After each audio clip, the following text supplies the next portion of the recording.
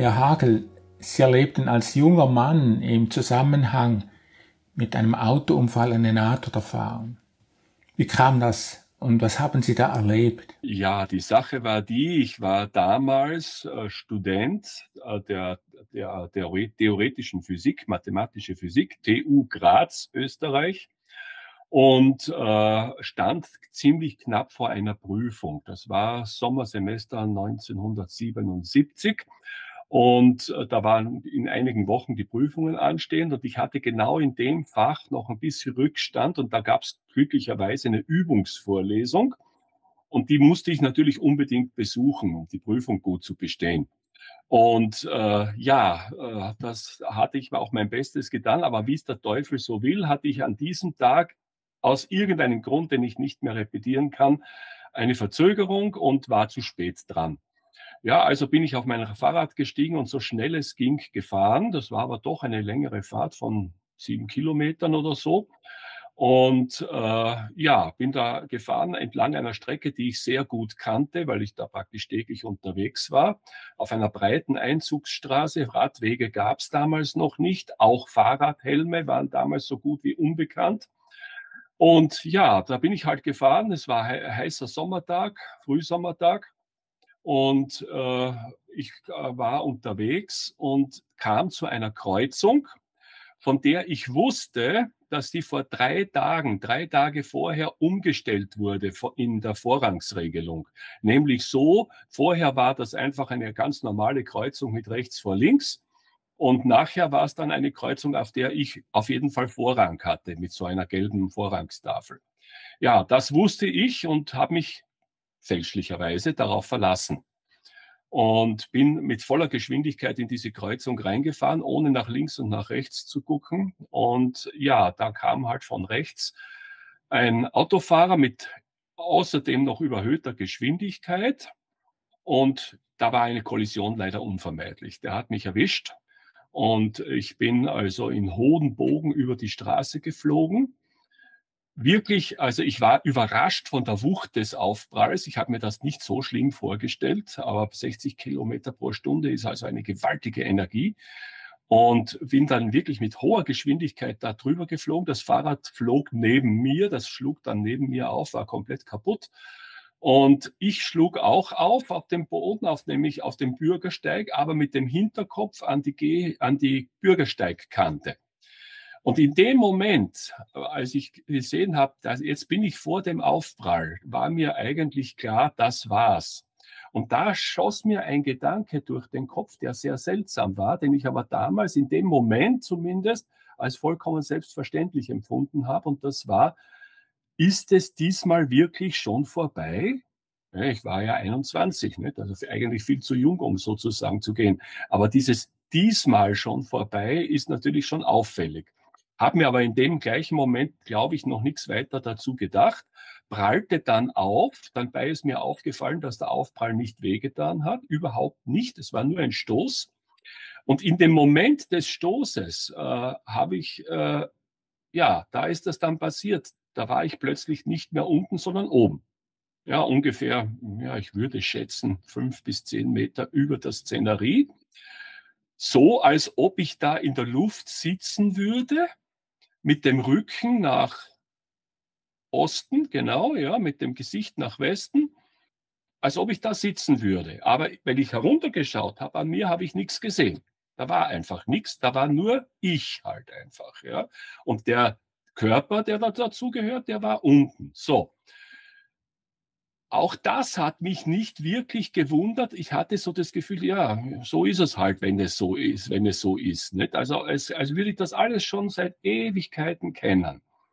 Aber was anderes ist mir dafür durch den Kopf geschossen. Ich habe mir gedacht, naja, angefühlt hat sich das nämlich so, wissen Sie, wenn man wo aufprallt, dann ist man ja im Moment mit einer bestimmten Geschwindigkeit und gleich daraufhin Geschwindigkeit null. Und der Körper hat ja eine Trägheit, nicht? Und ich habe das Gesetz von Newton natürlich immer wieder präsent gehabt als Physiker, als angehender Physiker. Und da habe ich mir gedacht, wahrscheinlich war das jetzt sowas, dass das, was in mir drinnen ist, durch die Trägheit rausgeschleudert wurde, sozusagen. Und im nächsten Moment ist mir eingefallen, Moment, das kann nicht stimmen. Denn wenn das so wäre, dann müsste ich jetzt unter der Erde sein, ja, weil ich bin ja auf die Erde zugefallen sozusagen. Und durch die Trägheit hätte ich dann unter die Erde hineinschießen müssen sozusagen. In Wirklichkeit war ich aber drüber. Und damit war mir klar, also mit der Trägheit ist das nicht erklärbar sozusagen. Das war also der erste Gedanke. Ja, und dann sah ich an mir herunter, sah, dass da nichts war. Da sollte man eigentlich in Panik verfallen, bin ich aber überhaupt nicht, weil ich das Gefühl hatte, ich kenne das Ganze schon. Nur, dass das jetzt schon vorbei sein soll, das war also irgendwie, das hat nicht gepasst. Das hat effektiv nicht gepasst. Da hat was nicht gestimmt, weil dazu ist man nicht auf der Welt, dass man gleich wieder geht, sozusagen. So, das waren ungefähr so meine Gedanken. Da war ich noch ganz unbeeinflusst. Dann habe ich um mich geguckt. Und dann habe ich gesehen, einerseits die Szenerie da unten, da war Folgendes. Da sind Leute zusammengelaufen, unter anderem auch der Autofahrer, der selbst ziemlich unter Schock stand, aber sich so weit im Griff hatte, dass er mich untersucht hat. Das war nämlich, hat sich dann herausgestellt, ein Arzt. Und der fuhr zu einem Einzel, zu einem Patienten und war halt mit überhöhter Geschwindigkeit unterwegs, hat aber fälschlicherweise das nicht signalisiert. Sonst wäre ich schuld gewesen an dem Unfall sozusagen. Aber in dem Fall war da natürlich er allein schuld. Ne? Und ja, und der hat sich um mich gekümmert, hat sich über mich gebeugt, das habe ich genau gesehen, und hat wohl, gehe ich davon aus, Atmung und Kreislauf kontrolliert und hat mich dann so liegen lassen. Das heißt, er hat mich nicht in diese stabile Seitenlage gebracht. Daraus schließe ich im Nachhinein, dass ich wohl geatmet habe und auch der Kreislauf funktioniert hat. Hat mich dann einfach genauso liegen lassen und hat dann jemanden, der auch dabei stand, das weiß ich nicht mehr, ob es ein Mann oder eine Frau war, beauftragt wohl, Hilfe zu holen. Damals gab es natürlich keine Handys. Dann ist dieserjenige über die Straße drüber gelaufen in das gegenüberliegende Haus hinein. Das habe ich noch gesehen und ich gehe davon aus, dass er dort dann die Rettung angerufen hat. Und ja, dann ging das so weiter, das war die Szenerie unten. Gleichzeitig habe ich aber überlagert diesem Bild was anderes gesehen und das war auch der einzige visuelle Eindruck, den ich dann noch hatte. Wenn ich nach rechts gesehen habe, nämlich nach Norden oder nach Süden, dann habe ich gesehen, wie ich da in der Mitte sitze. Also ich in der Mitte habe mich nicht gesehen, aber rechts und links von mir habe ich mich je einmal gesehen. Und dann habe ich mich wiederholt gesehen. Ja, also so einmal rechts, so, das ist ungefähr so, als ob man rechts und links Spiegel aufbauen würde. Und wenn man in diese Spiegel reinguckt, dann reflektiert man sich wieder und wieder und wieder und wieder. Und das war so eine Reihe von ich selber, einmal nach rechts und einmal nach links, einmal nach Norden, einmal nach Süden. Und da war mir irgendwie klar, das ist ein Symbol für wiederholtes Leben halt. Ja, also das waren die ganzen verschiedenen Existenzen, die ich, so habe ich es interpretiert. Ja, es wurde mir nicht gesagt, dass es so ist. Ja, und dann kam als nächstes ein sehr angenehmes Gefühl, so wie, ja, wie wenn man auf einer langen, langen Reise ist und dann kommt man nach Hause und dann ist man da willkommen sozusagen. Ungefähr so war das, ja. Es hat aber noch keiner gesprochen mit mir, da war gar nichts, ja. Und ich habe mich aber trotzdem total wohl gefühlt und habe dann irgendwie vor mich hingesagt, ja, womit habe ich denn das verdient, dass das diesmal so schnell hinter mich gebracht habe, sozusagen, ja. Und dann kam ein Dialog zustande, ja. Ich habe den Dialogpartner nicht gesehen, aber jetzt muss ich auch sagen, ich kann das nicht genau wiedergeben. Auch die Art des Dialogs war sehr merkwürdig. Da hat wer, ich würde sagen, es hat jemand gesprochen mit mir, aber das war nicht so, dass ich Schallwellen von außen gehört hätte, die über mein Ohr nach innen gegangen sind und dann vom Gehirn verarbeitet wurden, sondern das war so, als ob ich das gedacht hätte, was der von außen oder die von außen sagt. Ich glaube, es war eher eine männliche Stimme, würde ich sagen. Das war genau so von außen gesehen. Ja, also so, als ob diese Stimme zwar von außen käme, aber ich sie denken würde. Ja, ja, genau, so könnte man es am ehesten sagen. Das kommt ja auch im ganz normalen Leben mal vor, dass einem plötzlich was einfällt und dann verbalisiert man das sozusagen. Ja, oder sagt man, ja, mein Gott, ist doch eigentlich so einfach. Ne? Und genauso ähnlich war das auch. Ich habe das gesprochen, aber ich wusste genau, dass das, was ich gesprochen habe, von außen kommt.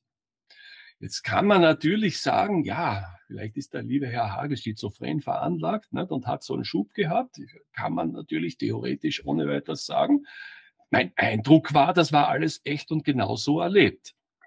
Ja, und diese Stimme hat mir dann von außen gesagt, in Antwort auf das, was ich mir vorher gedacht habe, nö, nö, nö, nö, das kommt nicht in Frage. Also, soweit ist es noch lange nicht. Du gehst jetzt schön brav wieder zurück und machst deine Sachen fertig.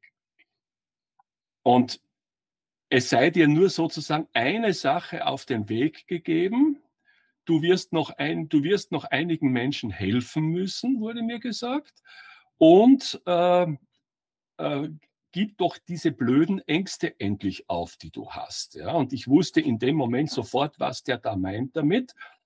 Das war einfach, ja, das bezieht sich auf meine extrem religiöse Erziehung eben, die jetzt natürlich auch impliziert hat, dass es ein Jenseits gibt. Also das war mir schon alles soweit auch verinnerlicht. Aber dass dieses Jenseits ein äußerst gefährlicher Ort ist. Ja? Also das heißt, es wurde mir als Kind gesagt, wenn du, ich wurde katholisch erzogen, sehr streng katholisch erzogen, Österreich, wenn du dich nicht ganz genau so verhältst, wie die Kirche das sagt und vor allem das vermeidest, was man unter Todsünde versteht, und das war praktisch alles, was man verkehrt gemacht hat, wenn du das nicht alles vermeidest, dann kommst du in dem Moment, wo du stirbst, automatisch an einen Ort, wo du unendlich lange, unendlich starke Schmerzen erleiden musst. Ja, also die Hölle sozusagen. Ne?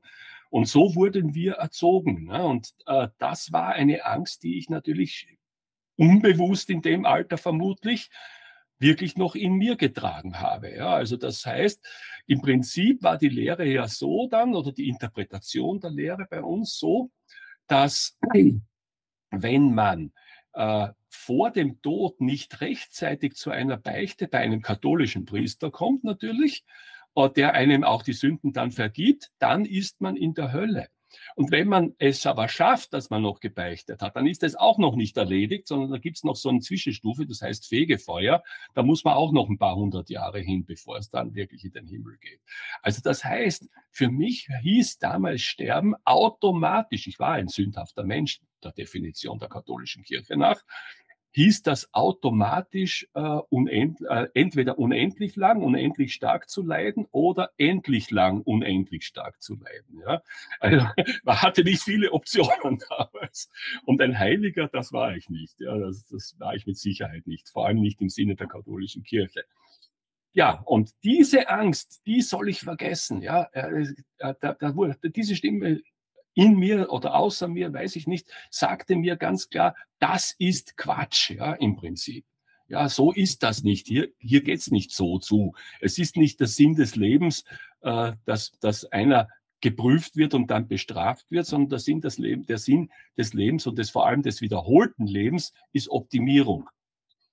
So, das war eigentlich mein Erlebnis. Und in dem Moment, wo das vorbei war, wo das klar war, ging es ganz rasant in den Körper zurück runter, ohne dass da viel Zeit vergangen wäre, sondern das ging von einem Augenblick auf den anderen, war ich in meinem Körper, habe ja leichte Schmerzen gespürt von Prellungen, und der erste Gedanke, den ich dann hatte, war, um Gottes Willen, ich muss zur Vorlesung. Ja, und bin aufgestanden und habe mein Fahrrad gesucht. Also ich bin wirklich vom Boden aufgestanden, habe mein Fahrrad gesucht. Ja, und dann ist der Arzt zu mir gekommen, hat mich mehr oder weniger unsanft zum Auto buxtiert, zu seinem Auto buxtiert. Die Rettung waren immer noch nicht da bis dahin, richtig? Oder war sie da? Kann ich nicht genau sagen. Er hat zumindest festgestellt, dass ich wohl nicht unendlich schwer verletzt sein kann, hat mich also dann in sein Auto verfrachtet. Ich glaube, ich musste mich auf die Hinterbank legen, damit da alles safe ist, und hat mich dann in ziemlich hohem Tempo und mit Blaulicht ins Unfallkrankenhaus der Stadt Graz gebracht. Und da wurde ich dann untersucht, kam ich auf einen Tisch, und dann kam die ganz große Überraschung für alle Beteiligten. Ich wurde auf so einen, das hieß damals Ganzkörper-Röntgentisch gelegt. Das war noch kein CD, sondern das war so ein flacher Tisch mit einem riesigen Röntgenapparat drüber. Und der hat dann mich Ganzkörper geröntgt und festgestellt, dass nicht ein Knochen gebrochen war. Ja? Also das war höchst erstaunlich. Ja? Auch nicht am Kopf. Ich hatte eine kleine Schnittwunde am Kopf, die wurde dann genäht. Ansonsten blieben nur Prellungen zurück. Es war nicht einmal die Symptomatik einer Gehirnerschütterung. Es war nichts. Ja, und ich konnte dann tatsächlich, ja, ich war dann 1 Stunde oder 2 Stunden zur Beobachtung noch da und dann konnte ich nach Hause. Ja, und dann bin ich zwar mit eingebundenem Kopf wegen der Nähte da oben nach Hause gegangen, ja. Und dann am Abend kam dann die Polizei und hat den Fall aufgenommen. Und dann kam es irgendwann zu einer Gerichtsverhandlung. Da war das dann die übliche Prozedur. Aber das war das Erlebnis an sich. Sie hatten später auch noch ein Erlebnis, das Sie die Gegenwart einer jenseitigen Welt spüren ließ. Wie kam das? Das war richtig. Seit diesem Erlebnis hatte ich immer so einen gewissen Eindruck, ja, dass ich eigentlich immer mehr Glück habe, als ich verdiene, sozusagen. Ja. Also ich war von Natur aus ein experimentierfreudiger und nicht ganz vorsichtiger Mensch. Ich habe auch ein bisschen Risiko immer gemacht und kam immer wieder mal wiederholt in Situationen, in denen es etwas knapp war. Und seit diesem Nahtodeserlebnis hatte ich so das Gefühl, ja, vielleicht einfach ausgedrückt, dass da tatsächlich so eine Art Engel, Schutzgeist, Schutzinstanz in der Nähe ist, die mich da vor Schlimmerem bewahrt. Und ganz konkret wurde das dann bei meinem zweiten fast Nahtoderlebnis. Das war dann mit 40. Ich war 40. Da habe ich am Kernforschungszentrum in Zern am Genf gearbeitet und ein Kollege von mir hat mich eingeladen, mit ihm eine Bergtour zu machen. Und zwar ausgerechnet auf dem Mont Blanc. Ja, das ist schon ein etwas wahnsinniges Unterfangen für jemanden, der nicht wirklich trainiert ist. Ich war zwar vollkommen gesund, er war aber 20 Jahre älter als ich, er war schon 60. Und dann sind wir auf den Mont Blanc gegangen, ja, mit ein bisschen Bergtraining vorher, aber eigentlich mit Sicherheit nicht ausreichend. Nach Chamonix gefahren, von Chamonix mit der Bahn so hoch es geht hinaufgefahren auf 1800 Meter, aufgestiegen am ersten Tag zu einer Zwischenhütte, dann einmal übernachtet, dann zur Goutet-Hütte, ich weiß nicht, ob Sie die kennen, am Grat des Mont Blanc oben schon und dann am dritten Tag den Gipfelsturm versucht sozusagen, ja. Und da ist es dann so gewesen, dass bei dem Gipfelsturm mein Kollege aufgeben musste. Dem war die Luft zu knapp. Der hat also, ja, der war auch Raucher und es war ihm einfach, da war zu wenig Sauerstoff für ihn da. Ich hätte es wahrscheinlich auf den Gipfel geschafft, obwohl es auch bei mir knapp war. Herzklopfen und auch Atembeschwerden auch und so. Es geht ja auch fast auf 5000 Meter rauf. Ne? Und bei 4500 haben wir dann gesagt, okay, das gehen wir auf und gehen zurück runter. Für mich war es eine klare Entscheidung. Er war relativ frustriert drüber, dass er das nicht geschafft hatte und wollte das Abenteuer eigentlich schon hinter sich haben. Ja, er wollte davon nichts mehr wissen sozusagen und hat dann tatsächlich mir vorgeschlagen, in einem Zug durch runterzulaufen. Und das haben wir dann auch gemacht. Wir sind wieder zur Goutet-Hütte runtergekommen und dann von der Goutet-Hütte den steilen Abhang hinunter. Das ist der gefährlichste Abhang überhaupt, weil da gibt es Steinschlag und äußerst rutschige Stellen. Wir hatten 2 Steigeisen, aber da habe ich mich dann wirklich begonnen, sehr schwach zu fühlen. Ja, und dann ist es beim Abstieg, wir waren mit einem Seil verbunden, ist es dann passiert, dass ich ausgerutscht bin. Ja, also, und die Steigung ist dort mit Sicherheit nach rechts runter über 45 Grad. Und es geht einige 100 Meter tief hinunter. Also das hätte gereicht, wenn man da abstürzt, das wäre es gewesen. Das wäre es dann wirklich gewesen. Und ich weiß auch, der konnte mich eigentlich nicht halten, weil er selber am Limit war. Und das Einzige, was Bergsteiger dann, das haben wir auch eigentlich so ein bisschen vereinbart machen, ist den anderen dann fallen lassen, um sich selbst zu retten. Da kann man nichts anderes machen. Aber, und das war das Wunder sozusagen, es war genau an der Stelle, wo das passiert ist, knapp über mir ein Stein, ein größerer Stein. Und mein Kollege hat in einer ganz blitzschnellen Reaktion das Seil um den Stein gelegt, sodass ich dann zwar ja vielleicht 5 Meter abgerutscht bin mit zunehmender Geschwindigkeit, aber dann gestoppt war. Ja, und dann hing ich da an dem Seil, habe mich ein bisschen erholt und bin mit den Steigeisen dann wieder aufgestiegen zum Weg und dann ging es weiter runter. Und in dem Moment hatte ich genau das gleiche Gefühl. Also in dem Moment, wo es den Ruck von dem Seil gab, da war ich wieder kurz außer mir. Und dann habe ich wieder diese Stimme gehört, verdammt nochmal, pass doch ein bisschen auf. Ja, das hat so keinen Sinn. Du musst dein Leben ein bisschen verändern, du musst dich verantwortungsvoller verhalten. Ja, das war es aber auch dann. Ja. Dann war ich wieder in mir, war alles okay.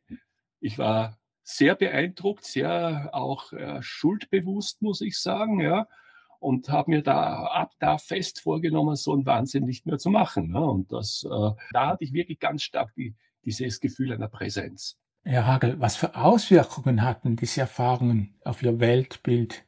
Erstens mal das Allerwichtigste für mich, das war eine Erfahrung, die ich unmittelbar gemacht habe, war eben dieses Nehmen der Angst vor dem Jenseits. Ja, also das heißt, dass ich habe ja immer an ein Jenseits geglaubt. Also das war ja nie mein Problem. Das kam schon aus meiner christlichen Sozialisierung her.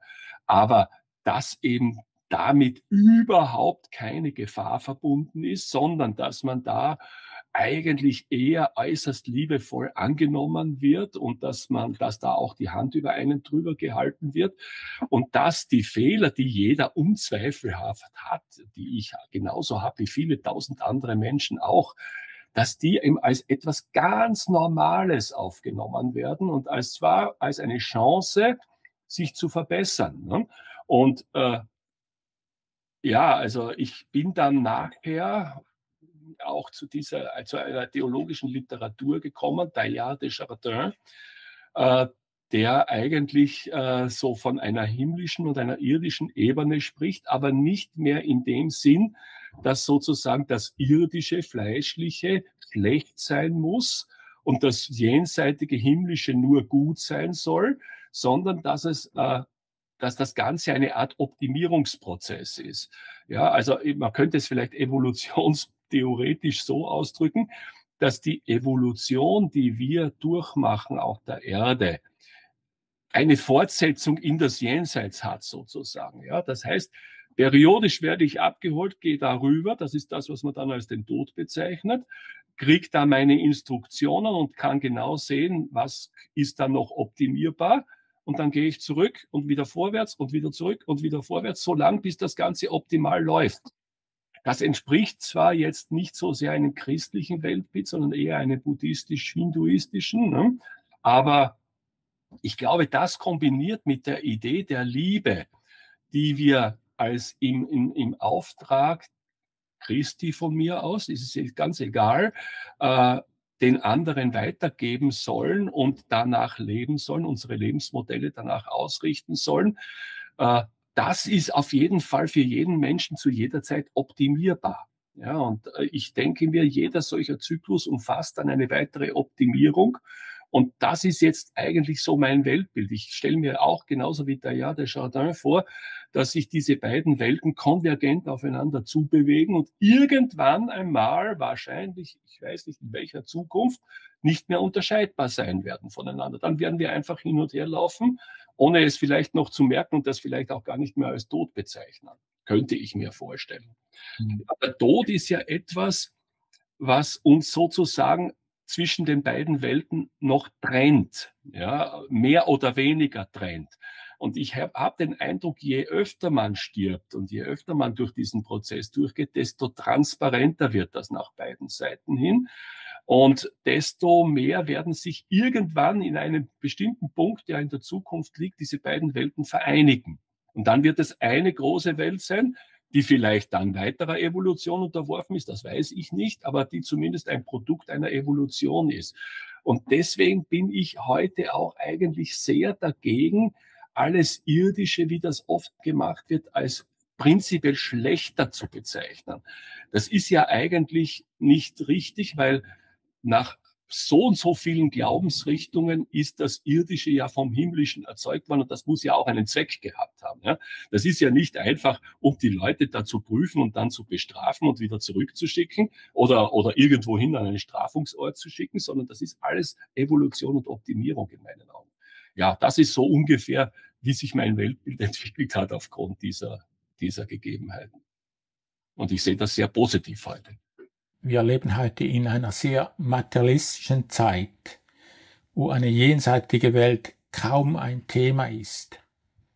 Ist man damit Ihrer Meinung nach auf dem richtigen Weg? Aus dem, was ich erlebt habe, heraus kann ich das eigentlich nur verneinen. Ja? Also ich denke nicht, dass man damit auf dem richtigen Weg ist, wenn man die Welt als Gesamtes erklären möchte. Ich kann es auf der anderen Seite irgendwo verstehen, dass es so gekommen ist, weil es ist genau diese extrem materialistische Ansicht des Lebens und der Welt, die zu dem technischen Fortschritt und naturwissenschaftlichen Fortschritt im Endeffekt geführt hat, oder man kann auch sagen, dieser Fortschritt hat diese materialistische Sicht erzeugt, weil dieser Fortschritt zu einer sichtlichen Verbesserung unserer Lebensverhältnisse hier geführt hat.